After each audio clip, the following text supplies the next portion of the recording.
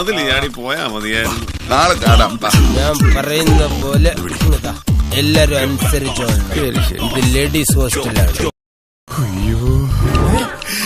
എടാ പെൺപിള്ളാരിങ്ങനെ ഒന്നും അറിയാതെ കിടന്നുറങ്ങുന്നതാണ് എന്ത് രസമെന്നറിയാവോ. ഒന്ന് കണ്ടിട്ട് വരാടാ പ്ലീസ്. എടാ അവരുടെ ആങ്ങളമാര് കണ്ട നിന്റെ കിടപ്പ് കാണാൻ ഒരു രസം ഉണ്ടാവില്ല. അതന്നെ.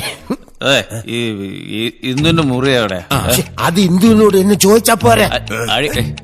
അല്ലെങ്കിൽ വേണ്ട, ഇവിടുത്തെ മാറ്ററിനോട് ചോദിക്കാം. അവരുടെ കയ്യിലാകുമ്പോ എല്ലാവരുടെയും രജിസ്റ്റർ ഉണ്ടാവുമല്ലോ. നേരം കളയാതെ പോയി ചോദിക്കേ. അതെ, ഈ മാറ്ററിന്റെ മുറി എങ്ങനെ കണ്ടുപിടിക്കില്ല? ഇവൻ പോകുന്നുണ്ട, ഇവനിതെല്ലാം അറിയാം. നീ ഇവിടെ തന്നെ താമസം. ഇതെന്താ ലേഡീസ് ഹോസ്റ്റലില് ഹെയർ പിന്നോ? ഒരു ഐഡിയ. ഇന്ദു ടീച്ചറുടെ നമ്പർ ഉണ്ട്, ഡയൽ ചെയ്ത ബെല്ലടിക്കുന്ന റൂമിൽ കയറി പൊക്കിയാ പോരെ. അതിന് ഇന്ദു ടീച്ചറുടെ നമ്പർ ഇല്ലല്ലോ. ദമയന്തി ടീച്ചറുടെ നമ്പറുണ്ട്.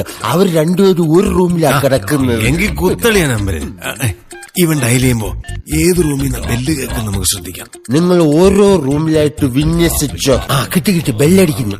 ഹലോ ദമയന്തി ടീച്ചറെ, ഞാൻ കമ്പിയാ, അല്ല തമ്പിയാ.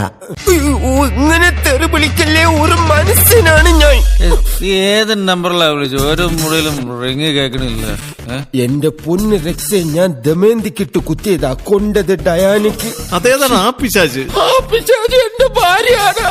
എനിക്കിനി വീട്ടിൽ പോകാൻ പറ്റുമെന്ന് തോന്നുന്നില്ല. നോക്കിട്ട് കുത്തടാ. കുത്തി കുടുംബത്തിന്ന് പുറത്തായി. ഇനി മാറല്ലേ. ബെല്ലടിക്കുന്നു. അങ്ങോട്ട് ചെല്ലടാ. സൈലന്റ് മോഡിലിടാഞ്ഞത് ഭാഗ്യം. ചവിട്ടി തുറക്കല്ലേ. പോകടാ. എന്ത് വെയിറ്റാടാ തെണ്ടി.